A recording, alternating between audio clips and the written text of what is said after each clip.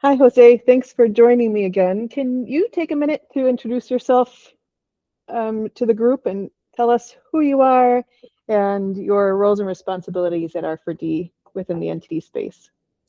Yeah, sure. Okay. Thank you. And hi, everyone. I am Jose Gonzales. I'm an Associate Program Director at Result for Development and Health Economist by training. I previously served as the Health Financing Lead for the Act to End NTDs program, where R4D was part of the consortium led by RTI International. So most of my work focuses on health financing, sustainability, and supporting governments to strengthen planning and resource allocation.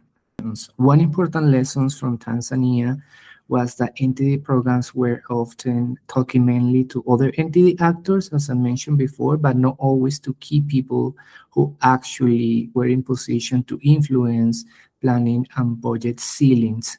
So NTDs were sometimes not fully part of the broader planning and budgetary conversations. So one shift was broadening participation in planning and budgeting discussions and equipping those actors with epidemiological, operational, and also financial data that made NTDs visible as a broader system issue.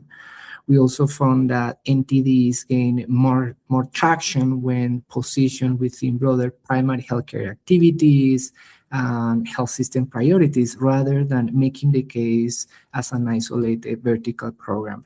And because at the end of the day, local decision makers are balancing many competing priorities, the question is not whether entities are important, the question is whether they are visible within the system where prioritization and allocation decisions are actually made.